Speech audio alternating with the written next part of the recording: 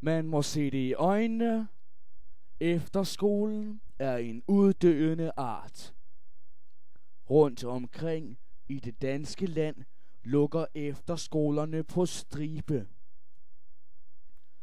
Efterskolerne er nemlig præget af vold, kriminalitet og handel og indtagelse af euforiserende stoffer.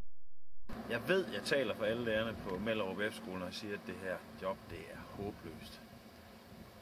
Vi har simpelthen mange gange spurgt, selvom vi overhovedet skulle fortsætte. Jeg mener, det kan jo ikke passe, at vi dagligt skal have tæsk af eleverne, altså. Hallo?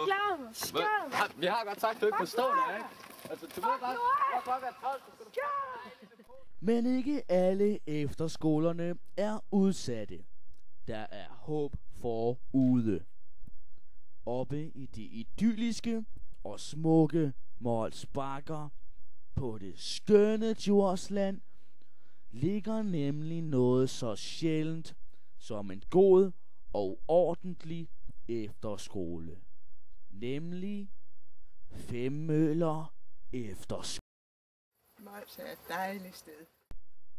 Eleverne er glade for at gå på skolen, der tilbyder undervisning i musik og drama. Alle lokalerne og værelserne er af allerhøjeste kvalitet. Altså, jeg har ikke været hjemme på weekend endnu, fordi at der er bare så fedt heroppe. Lærerne er også meget sødere end min mor og far.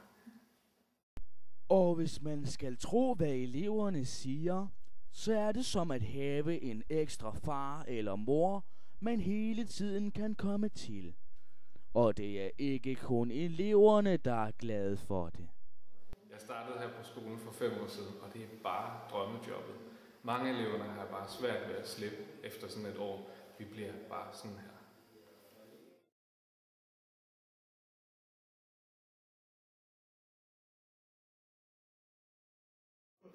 Femmøller Efterskole er det bedste, der er sket i mit liv. Men hvad er det, der gør, at Femmøller Efterskole kan stå presset mod volden og kriminaliteten? Vi har spurgt forstander Heine Bo.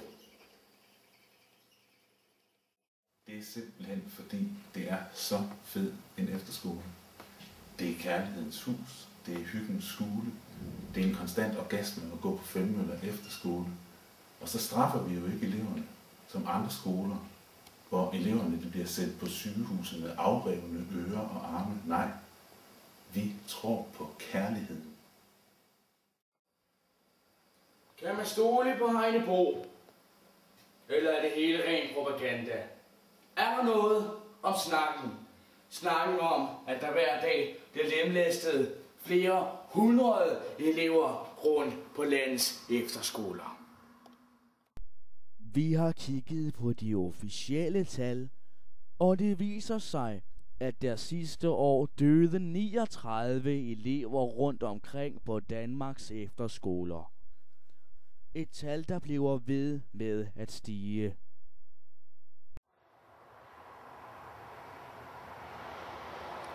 Eleverne siger det, lærerne siger det, og os her på redaktionen er også blevet overbevist. Femmøller Efterskole er et paradis på jord.